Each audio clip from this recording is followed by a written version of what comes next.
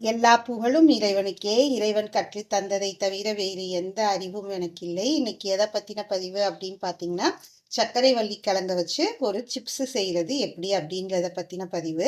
வாங்க அதுக்கு தேவையான பொருட்கள் என்னென்னு பார்ப்போம். Sweet potato, sliced sweet potato, அதாவது சர்க்கரை கிழங்க சுத்தப்படுத்தி என்ன பண்ணியிருக்கேன், ஸ்லைஸ் பண்ணி வச்சிருக்கேன். உங்களால் இந்த ஸ்லைஸ் பண்ணுறதுல ஸ்லைஸ் பண்ண முடியலன்னா கத்தியில் மெல்லிஸாக நறுக்கிக்கோங்க. நறுக்கிறப்ப என்ன பண்ணுங்க, அது இது மாதிரி கரை பிடிக்கிற மாதிரி இருக்கும்.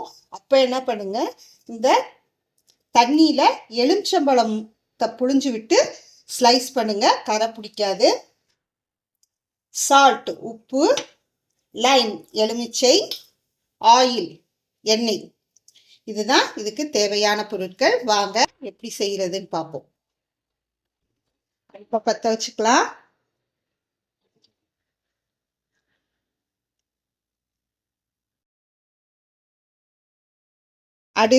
சட்டி காயிற வரைக்கும் நம்ம அந்த வள்ளிக்கிழங்க ஸ்லைஸ் பண்ணிக்கலாம். இதில் எலுமிச்சம்பழம் பிழிஞ்சு விட்டுக்கோங்க. அப்புறம் இந்த வள்ளிக்கிழங்க தோல் நீக்கிக்கோங்க.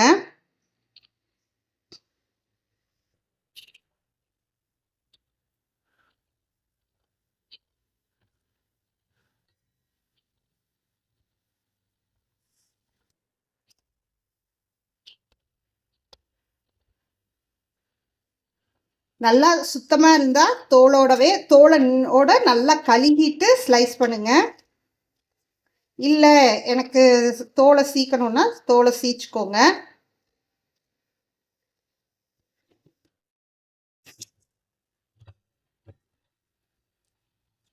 ஸ்லைசரில் ஸ்லைஸ் பண்ண வருதான்னு பாருங்கள். வரலைன்னா இல்லை வரலை, அதனால நான் என்ன பண்ணுறேன் பாருங்க, மெல்லிசா இது மாதிரி மெல்லிசா ஸ்லைஸ் பண்ணிக்கோங்க. பாருங்க எவ்வளோ மெல்லிசா ஸ்லைஸ் பண்ணியிருக்கேன்னு. இது மாதிரி ஸ்லைஸ் பண்ணிக்கோங்க.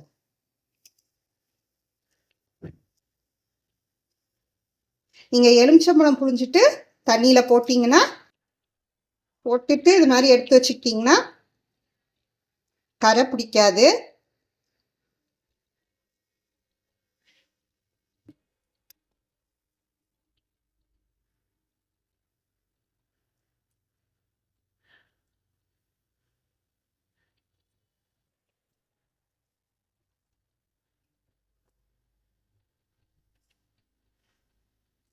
ஸ்லைஸ் பண்ணியாச்சு.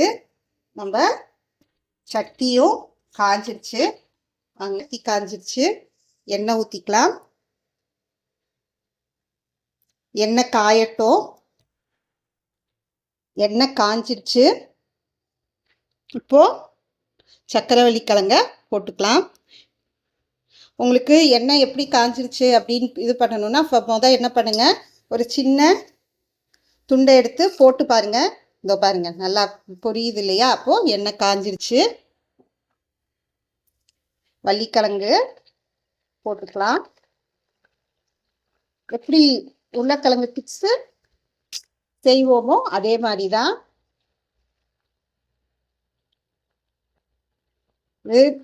வள்ளிக்கிழங்க அவிச்சு சாப்பிட்றது தான் ரொம்ப சிறந்தது. அவிச்சு சமைச்சு சாப்பிட்றது தான் சிறந்தது.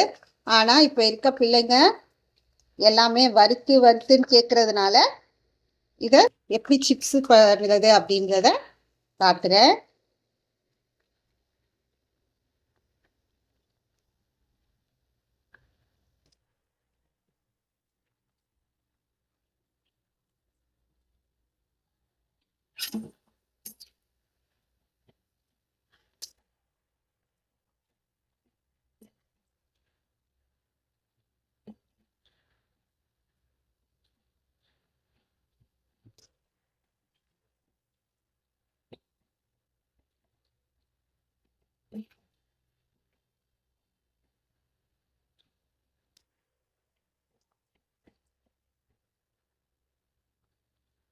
நல்லா வேகட்டும்.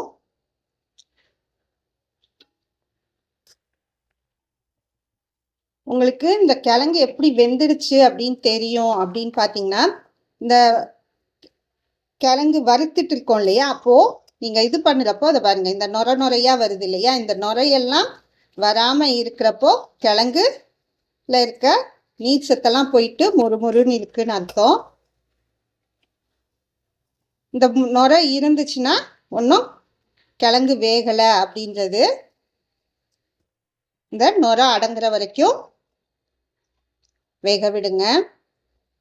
இல்லாட்டினா ஒரு மாதிரி இந்த சவக்கு சவக்குன்னு இந்த மாதிரி இதில் எடுத்தீங்கன்னா சவக்கு சவக்குன்னு இருக்கும்.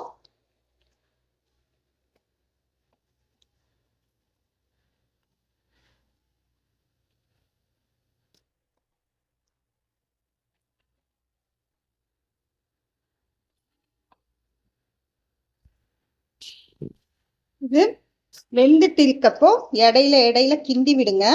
அப்போதான் வேகாததெல்லாம் சேர்ந்து வேகும். உடையாத அளவுக்கு கிண்டி விடுங்க சர்க்கரை வள்ளி கிழங்கு.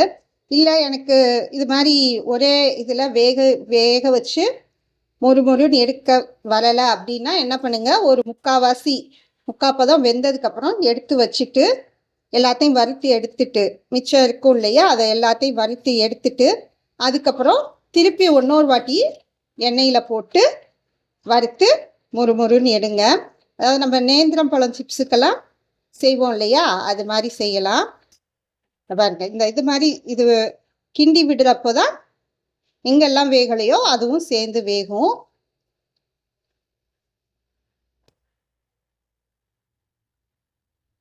கிண்டி விட்டுடுங்க, உடையாம பார்த்துக்கோங்க. பாருங்க, நுர அடங்க ஆரம்பிச்சிருச்சு, பொன்னிறமாகவும் வந்துடுச்சு. இப்போ என்ன பண்ணுங்க, எடுத்துடுங்க. அதாவது நம்ம அந்த சிப்ஸு போடுற அந்த மெலீஸ் கட்டையில் ஒழுங்காக சரிசமமாக நம்ம சிப்ஸு போட்டு எடுத்துருந்தோன்னா நல்லா ஈஸியாக இருக்கும், எளிமையாக இருக்கும், எல்லாம் ஒன்று போல் வேகும். இது நம்ம கையில் நறுக்கி இருக்கிறதுனால ஒரு பக்கம் இதாகும், ஒரு பக்கம் வேகாது, அது மாதிரி இருக்கும். பாருங்க, பார்க்குறப்பவே உங்களுக்கு மொறுமொறுப்பு வந்திருக்கிறது தெரியும்.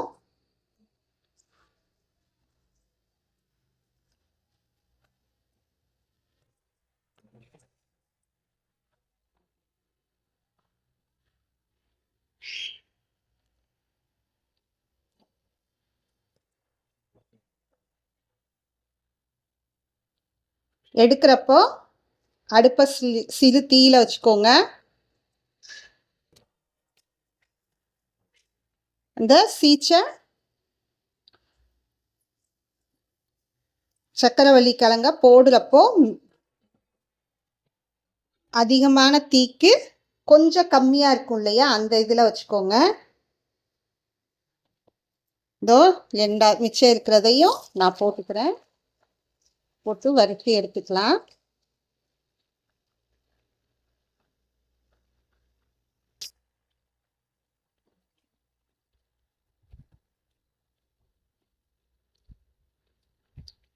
செய்கிறது மிக எளிதுதான். உருளைக்கிழங்குன்றப்போ இந்த சீக்கிர கட்டையில் எளிமையாக சீக்க வரும். இது கொஞ்சம் கடினமாக இருக்கும், அழுத்தம் கொடுத்து சீக்கணும். உங்களால் அந்த கட்டையில் சீக்கிர கட்டையில் அழுத்தம் கொடுத்து சீக்க முடிஞ்சால் சீச்சுக்கோங்க, இல்லாட்டினா கத்தியில் மெலீஸாக நறுக்கிக்கோங்க. இப்போ இந்த சர்க்கரைவள்ளி கிழங்கு வேகட்டும். இப்போது ரெண்டாவது போட்டதும் வெந்துடுச்சு. நம்ம வறுத்து முடிச்சிட்டோம், எடுத்துடலாம்.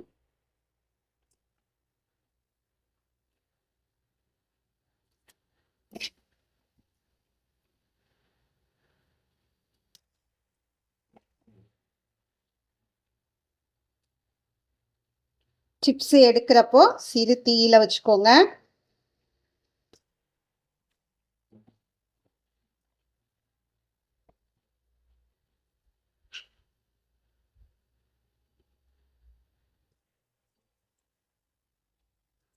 பார்த்தீங்கன்னா நேந்திரம் பழம் சிப்ஸ் எப்படி இருக்கும் ஒரு தித்திப்பு இது அது மாதிரி தான் இந்த சக்கரவள்ளி சிப்ஸும் இருக்கும்.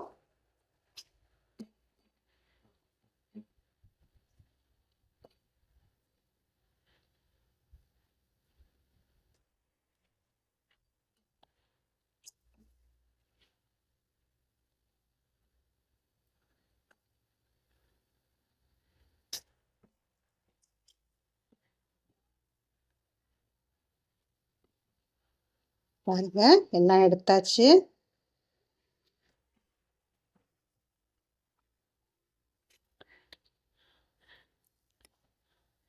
இப்போ பரிமாறுறது தான் வேலை. உப்பு போட்டு சாப்பிட்றது தான். நம்ம வள்ளிக்கிழங்கு சிப்ஸு போட்டு எடுத்துட்டோம். இப்போ என்ன பண்ணுவோம், உப்பு தூவிப்போம்.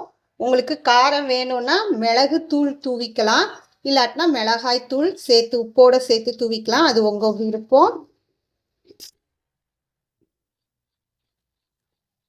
உப்பு தூவி பரிமாற வேண்டியதுதான்.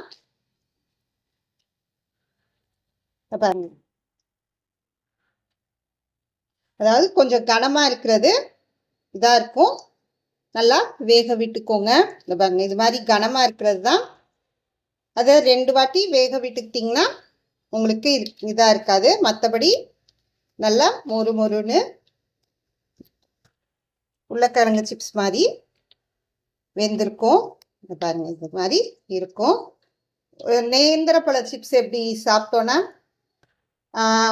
ஒரு இனிப்பு கலந்த சுவையில் இருக்கும், அது மாதிரி இருக்கும். இந்த வள்ளிக்கிழங்கு சிப்ஸும் செய்கிறது எளிமைதான்.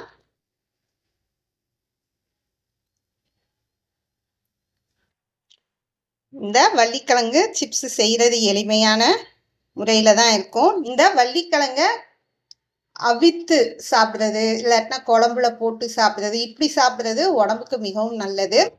சிறு பிள்ளைகள் இந்த சிப்ஸ் மாதிரி இது விரும்புகிறாங்கன்றதுனால இதில் சிப்ஸ் போட்டு கொடுக்குறது.